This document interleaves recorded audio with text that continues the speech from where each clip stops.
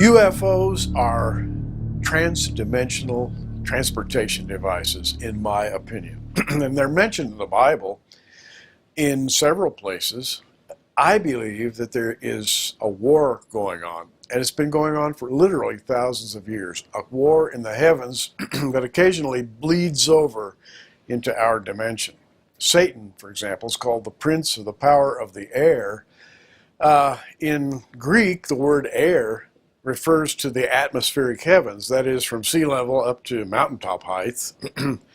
And it means that he's navigating around in this region, most of the time invisible. His principalities, his powers, the rulers of the darkness in high or heavenly places are there all the time. Occasionally they bleed over into our dimension and we can see them, and they seem to violate the laws of physics. They can be going faster than the speed of sound, and you hear no breaking of the sound barrier. They can make 90-degree turns without any problem at all. So they're operating in a different dimension, but the Bible clearly identifies them as the power of the air. Of course, in the Old Testament, they manifest themselves as angels. They're always going up against contenders in the earthly realm. I really believe there's a constant war going on. In the Old Testament, the term Merkavah, the Hebrew for chariot, or Merkavim, chariots, are used to transport angels and devils. There's just no question about that. In fact, it's really interesting to me that our Lord himself travels in what is called the chariot of the cherubims in the King James Version. And David, in the temple that he had commissioned, later Solomon built the temple, there were actual models of the chariot of the cherubims used to transport the Lord of all things. And the question would be, well, why does he need a chariot? Well, he wants a chariot, perhaps. I don't know, but he uses that chariot. This is the conventional mode of travel. When Elijah was taken to heaven, he was taken in a chariot, and it had the appearance of a whirlwind, of fire, of horses and chariots. Who knows what he was seeing, but from my perspective, he was seeing a highly technically advanced transportation device which became momentarily visible to Elisha and then disappeared into the heavens. So this phenomenon is viewed all through the Bible. Why do these things appear to morph in shape? And it may have something to do with the way they manifest themselves. For example, in the world of aircraft design, people who are conscious of these things notice that airplanes morph. You know, when you are in cruise mode, your flaps and gear are retracted and you're going at high speed, but then when you get close to an airport, things begin to drop out of the airframe. You see flaps and spoilers and landing gear, and the thing looks different when it's configured to land. And for example, in the first chapter of Ezekiel, Ezekiel looked across the river Kibar. He saw a fiery whirlwind. As it got closer to him, it seemed to land on the ground in front of him, and it seemed to be on wheels. But at a distance, he didn't talk about all that. Only when it came up close and got dropped into what I, in my kind of limited vision, would call landing configuration, it landed in front of him and it looked different. And so what we think of as morphing in shape might have something to do with the mode of travel itself.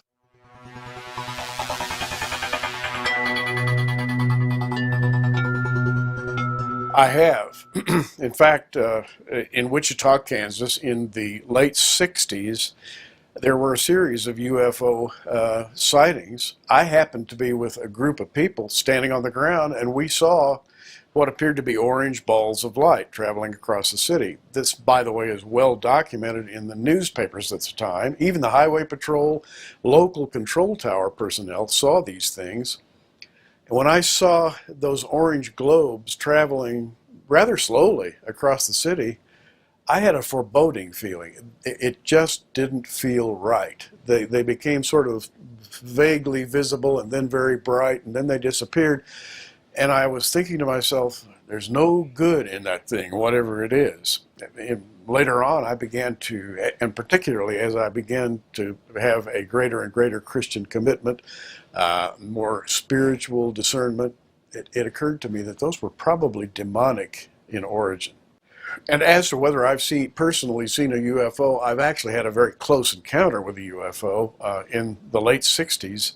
When I was flying and delivering materials from Wichita, Kansas to Love Field in Dallas, Texas, and from there to Lubbock, Texas. And as I took off from Love Field and headed for Lubbock, I experienced electrical failure and shut down the power to save energy until I got to Lubbock, Texas, at which time I planned to turn the power back on again, call the tower, lower the flaps and so forth, and land in a normal way.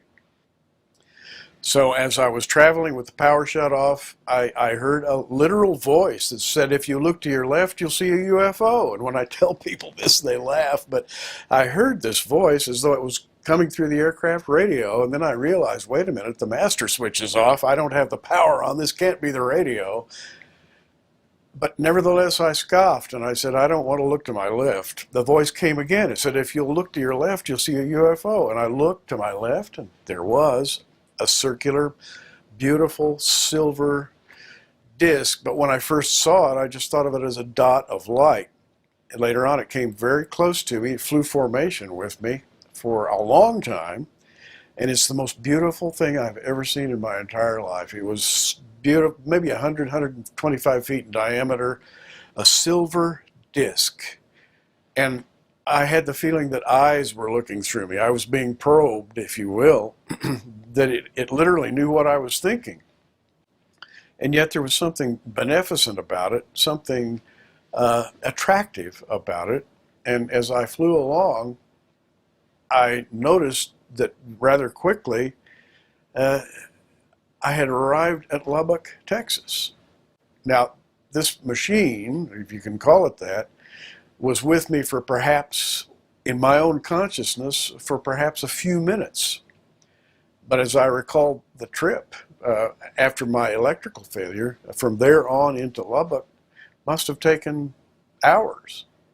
And so some strange time dilation took place, and as the UFO receded off to my left, and Lubbock Airport was right in front of me, I turned my master switch back on again, established contact with the tower, and landed, got out of the airplane, and this thing was still hovering near the edge of the airport as I looked back, and I had a very, very good feeling about it.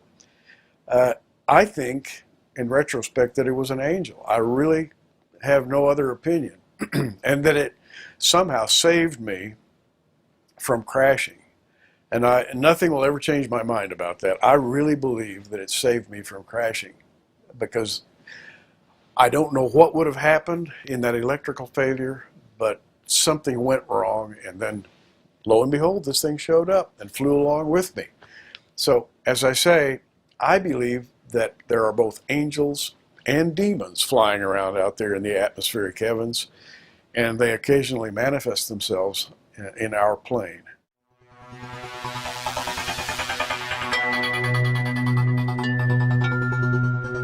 Well, I believe that the prince of the power of the air, Satan, has literally thousands, if not hundreds of thousands of minions working on his behalf. And they have celestial transportation vehicles at their disposal. However, because of what they're doing, they want to travel incognito, and so they lay out false identities. You know, we're from Zeta Reticuli, or we are from the future, come back to help you because you are destroying your planet, and we want to show you how to operate your ecology. They come as helpers, advisors. They come as saviors, almost. In fact, many in the New Age movement view UFO phenomena as part of a device that's going to save humanity. There are a lot of New Age gurus, for example, who claim to have contacted UFO gods, the avatars from beyond, who are here to save humanity from itself. But in fact, they run counter to everything you read in the Bible. They are imposters.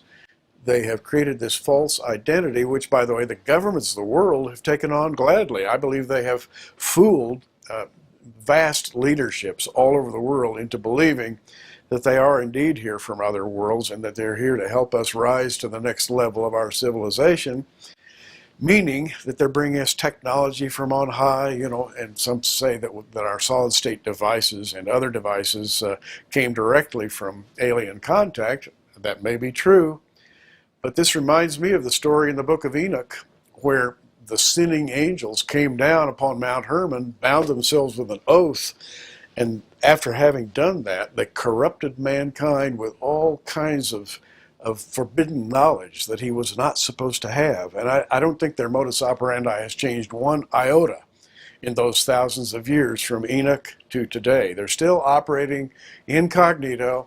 They still have an ulterior motive, and they're still masquerading as the saviors of humanity here from some other star system to save mankind. It's a lie. It's interesting to contemplate their motive.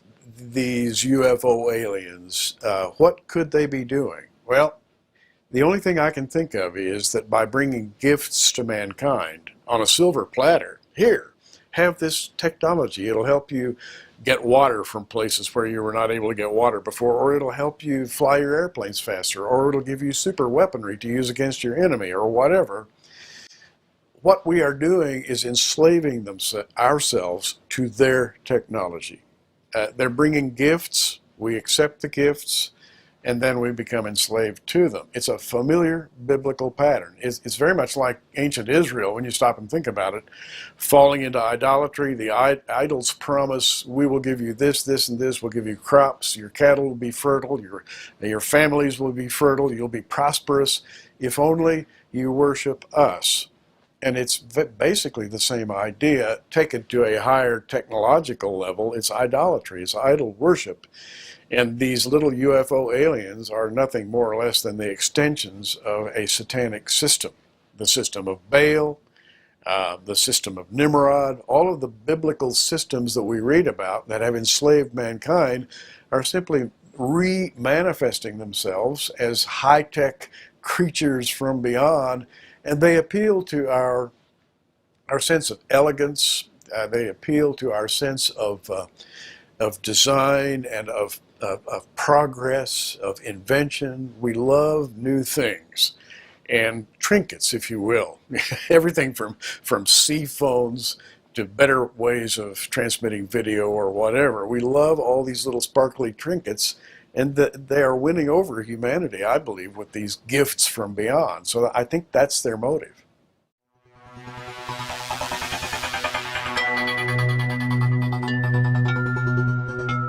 It's curious that the military always seems to be the group with whom they make contact. But if you think about it, it's not that curious at all. Roswell, still one of the most highly classified events in human history to this day, and it's been over 60 years ago. Roswell is still way above top secret, and many people have pointed out that it's classified at a higher level than the hydrogen bomb, for example. Why? And why did all those military vehicles swarm around the Roswell crash, and all the air transport systems come in? And why was there such an intense military involvement? And I think it's because the military almost unflinchingly goes for the explanation that they're dealing with technology from other worlds. And the thinking would go this way: if these people can come here from other worlds, they must have phenomenal technology. If we can examine it, re-engineer it, reverse engineer it, think of what we can do as military people. And so this is the motive of the military. And by the way, every military group on Earth has the same motive. Who's ahead? That is, who's got the most alien technology? The popular belief is that we do. Although that may not be true. We don't know exactly what Satan's plan is at the moment, but basically what he's doing is using this persona, this alien facade, to deal favors to those whom he would like to see rise in power at any given time. Meanwhile, the leaders of governments are hoodwinked. For example, in 1953, Dwight D. Eisenhower, our president, instituted a program called Project Jehovah. Well, pardon me, but Jehovah is the God of the Old Testament. He is our Lord. And yet this top secret project called Jehovah was launched, and a lot of very highly ranked government officials were involved in that project. And the project was essentially to make contact with extraterrestrials and to obtain as much technology as humanly possible from them. But you notice the term Jehovah, as though they were saying, we are reaching right up to God himself to gain this technological superiority. And I think that there will be people in the future who will have a great opportunity to repent, because they weren't dealing with Jehovah at all. They were dealing with Satan.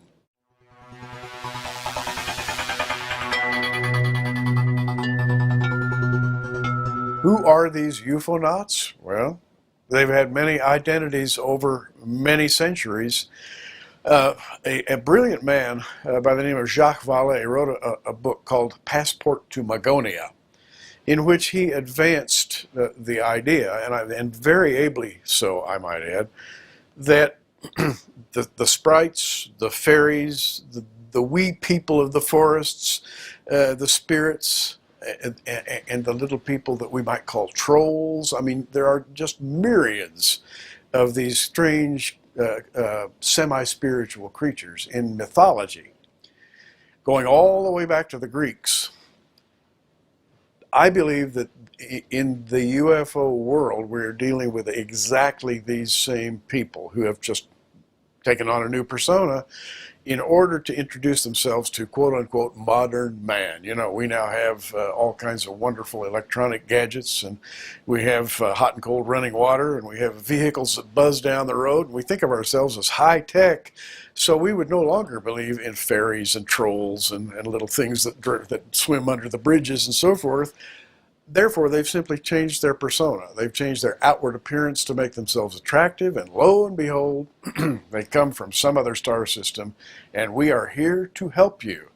But in reality, I think they are nothing more or less, and by the way, Jacques Vallée said that they are nothing more or less than the same wee creatures that have been plaguing man for centuries, going all the way back to Hesiod, who wrote a piece in ancient Greece. It was called Works and Days. And Hesiod said, these people of the forests who occasionally come out and meet us, we call demons. Well, he said daimon in the Greek, but we call them demons. And Hesiod said, it is to our advantage to befriend the demons, because they bring us gifts and they bring us advances in our civilization. Well, that's a long time ago. And if Hesiod said it, and it's still happening, they haven't changed their modus operandi one bit.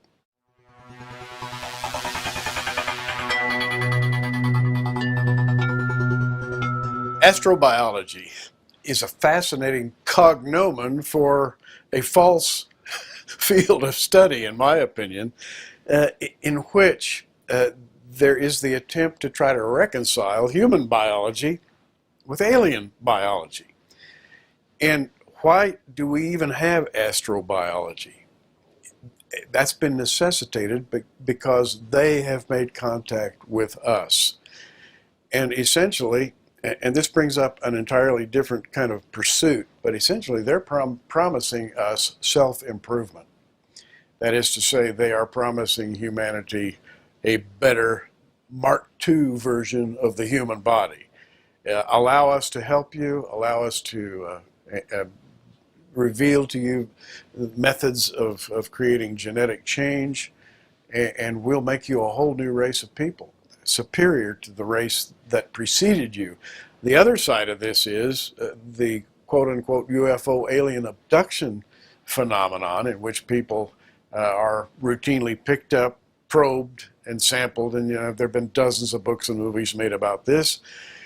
But the common denominator here is that genetic samples are taken. And many researchers have concluded, after much, much study, that these alien beings, in traveling in their alien machines, have the ability to capture and duplicate the human genome, and that they are very much in the business of creating a synthesized human being that can interact or intermesh with a normal human being. And why would they want to do this?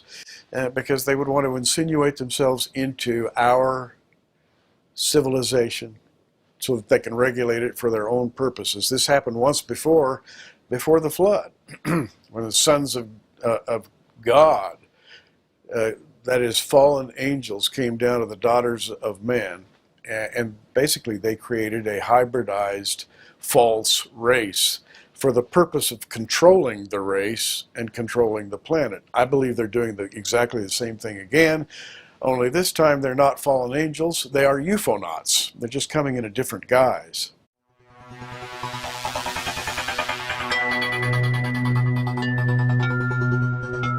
The interesting thing to me about what's going on today is that you see almost a parallelism between religion and science. Religion, which essentially espouses the idea of the superiority of man and does not necessarily adhere to the idea that man needs a redeemer, is trying to improve the human being through various religious practices, but then having come to the knowledge that we are being visited by civilizations from beyond, the next logical step for them would be to welcome them as God's offering to us, a method of improving humanity, if you will. Science, exactly the same thing.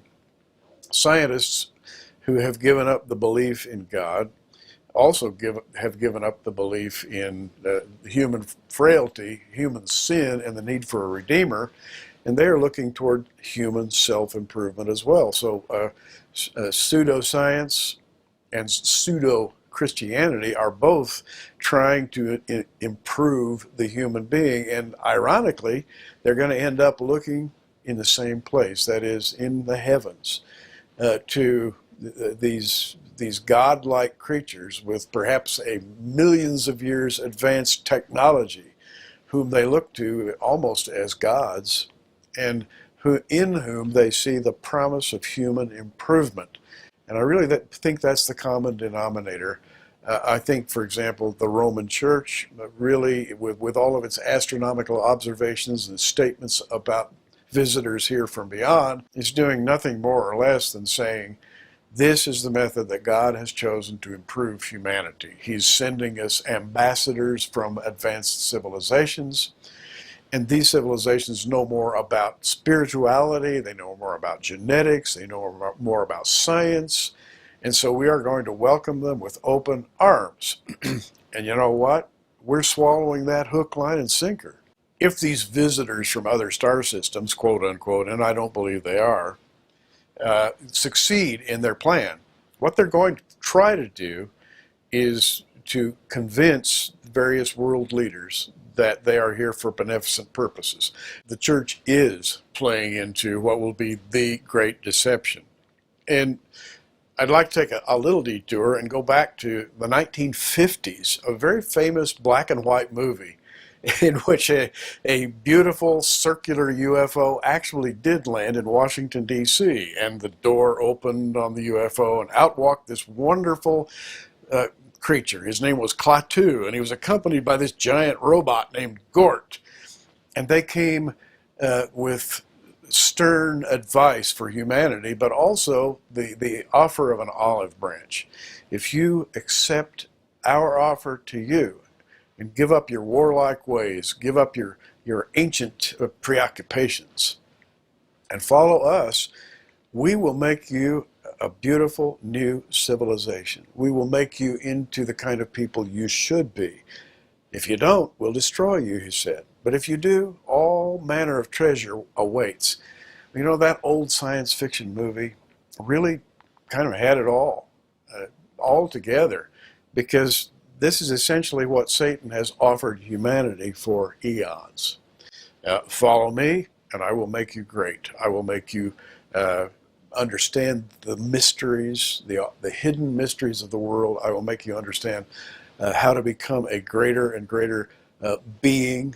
I will make you understand how to live forever in peace with no material needs. All you have to do is just give yourself over to my leadership. And so that's what's happening. The church and science have played right into this whole deception. And let me just say one more thing.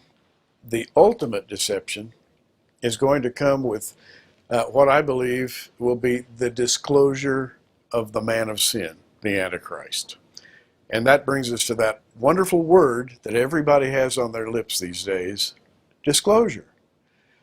Sometimes I'm asked, do you think there will be a disclosure of all of these top secret UFO connections in the near future? And my stock answer is this, and I speak as someone who studies the Bible. I believe the disclosure will come when the Antichrist stands up and says, I can lead you to a better world. And people will believe him. And at that point in time, he's going to disclose the fact that he is in complete league with these individuals who've been visiting Earth for so many years. And he will say things like, you know, all those things that happened at Roswell and those things that happened over there in Indiana and those things that happened over here and all those UFO sightings, I can explain now to you what all that was. Those were the early ambassadors building connections with humanity. And now, after many, many years, I can stand up and tell you that they have chosen me to represent them.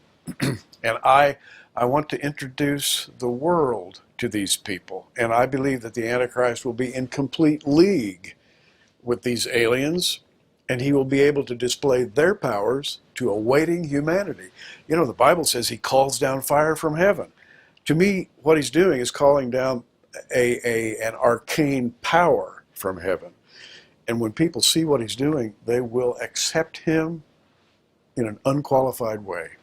There are a number of scriptures, Old Testament and New, that talk about an evil partnership between the powers of the heavens and the powers of the earth. The fascinating thing is that the Antichrist is spoken of, for example, by the prophet Daniel as being a man who exercises incredible power through a God whom his fathers knew not, a mystery God of some sort. And the idea is that the Antichrist is able to act as sort of a translator or an intermediary, if you will, between the extraterrestrials, the ultra-terrestrials, the transdimensional creatures, and Earth people. I think the Antichrist is going to represent himself as kind of an ambassador for these powers from on high, but in fact, he's simply going to be a demonic front man. He's going to be just a front man for the devil.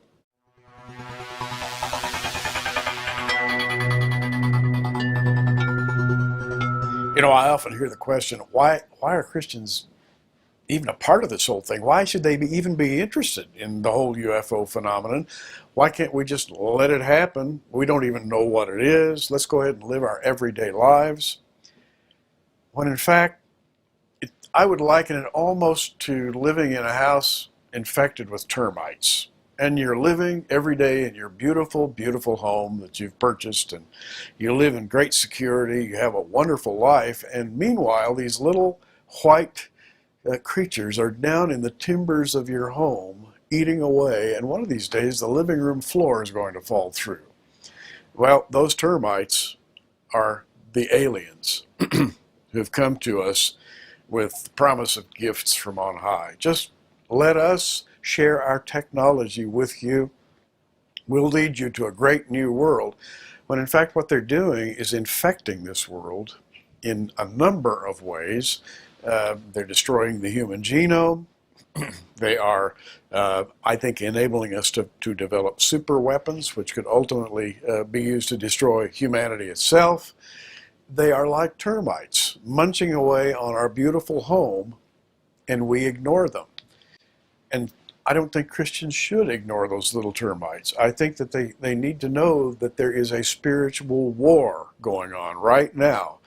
and that by invoking the power of God's Spirit, we can slow them down. I don't know that we can stop them, because the Bible prophesies that they are going to become dominant at a certain point under a global world leadership.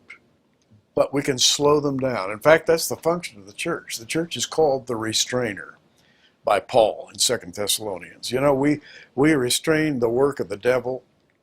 We may not be able to exactly see what he's doing, but we know that his little termites are there munching away at the house, and therefore we shouldn't ignore what they're doing. We need to take every action we can to become spiritually aware, to become engaged in the battle, to become powerful, that is strong in the Spirit of God.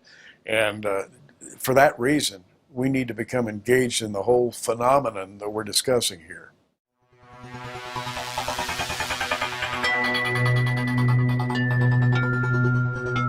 The entire alien abduction scheme seems to center around the desire of Satan to hybridize a certain group of human beings, which he can then introduce into society as legitimate humans. And in fact, they are not. We see this theme going all the way back to the intrusion of fallen angels into humanity. And they essentially hybridized humanity. Prior to the flood, humanity became so corrupted that God had to destroy the world with the flood, saving only Noah and his family aboard the ark. And the fascinating thing is, all the world had become, I believe, genetically corrupted. And we see this genetic theme tracking all the way through the Bible to the virgin birth of Christ. Jesus came to earth, born of a virgin, with a perfect genome, without sin. And he offered to humanity the opportunity to correct the horrible, horrible developments in our race that came as a result of the sin of the first couple. And when Jesus came, born of a virgin, he came with a perfect genome. He offered humanity a way out, if you will. That genome had originally been created in Adam and Eve and then subsequently corrupted, and it had to be altered. And so the battle that we see raging is between Satan and God for the genetic purity of mankind. Satan wants to absolutely crush humanity, to enslave humanity. The Lord, on the other hand, wants to set man free and has offered him the, if you will, the correction of a human genome that has gone awry because of sin. So the whole battle is around the human genome. And I think alien abduction is part of that battle. People are taken up. They commonly report that they are tapped for samples, that things are injected into them, including implants, which some researchers now say are capable in and of themselves of altering the human genome for their own purposes. They're enslaving humanity. The upshot of all this abduction is simply to make a slave out of a normal human being through genetic corruption.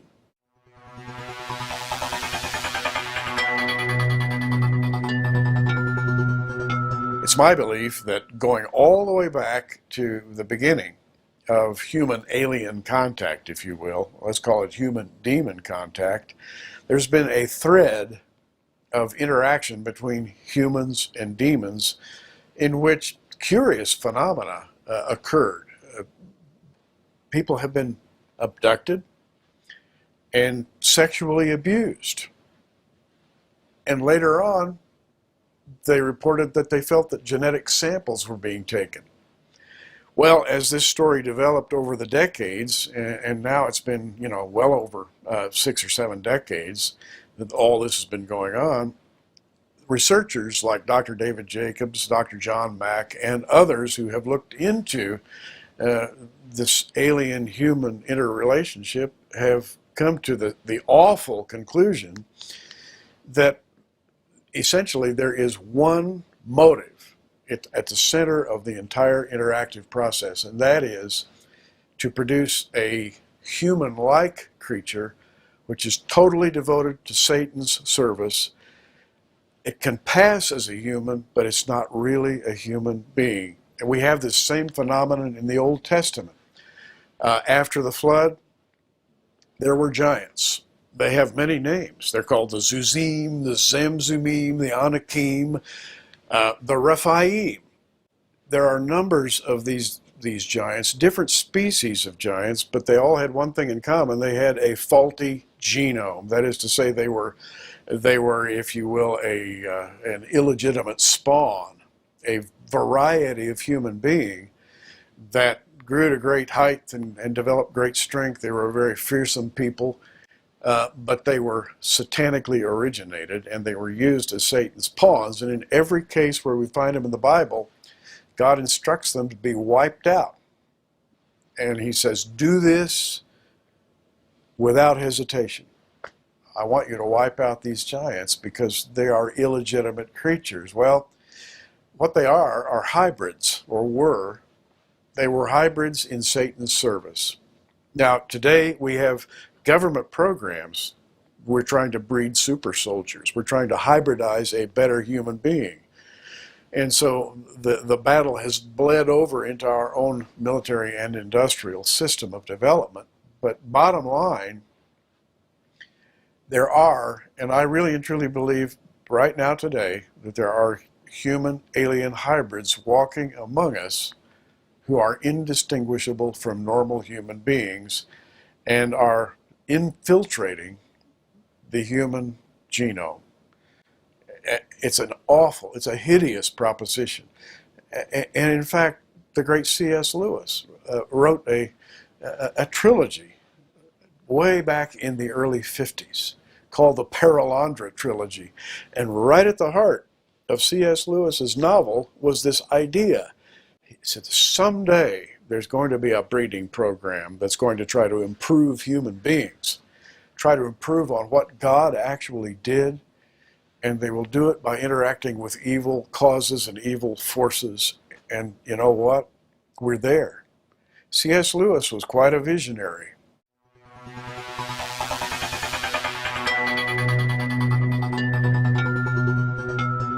Really good question is, what would be the purpose or what would be the end behind a breeding program? Well, to me, it's very similar to cattle breeding. Why do you breed cattle the way you do? Some you breed for milk, some for meat. You regard them as lower life forms to be used for your service and for your consumption. I think that's the way Satan regards human beings. Satan's minions, the interlopers, transdimensional interlopers, have exactly that motive, to create a slave class of human being through genetic manipulation. That would be their end. They tried it before the flood. They were getting away with it marvelously, and God said, that's enough. I'm going to drown the world. I'm going to kill all the spawn of Satan, and I'm going to save 8 people in an ark. He took them to the other side. They started humanity out afresh. But even after the flood, Satan came back with the same modus operandi, began to corrupt human beings again. So it's happened once, it's happened twice. The Bible says it's going to happen a third time, as it was in the days of Noah, so shall it be in the days of the coming of the Son of Man. That's today, and it's going on again.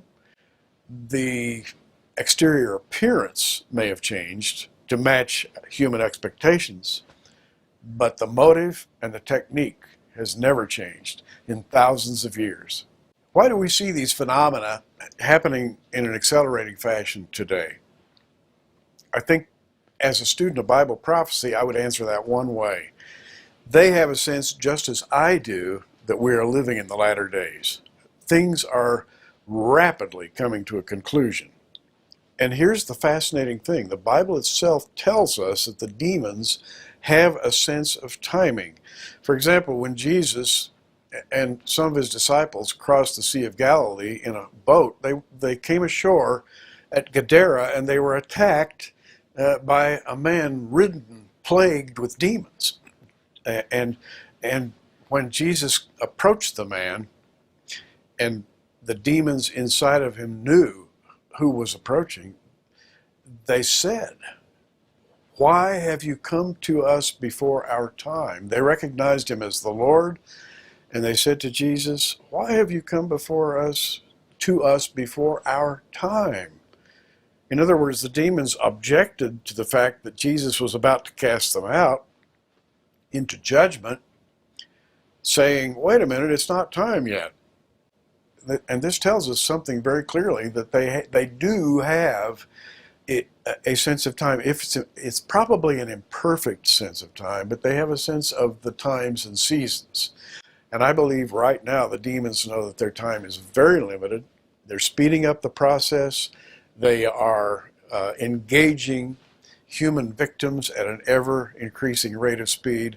We're observing an exponential increase in UFO sightings these days. And which takes me to another thing, by the way.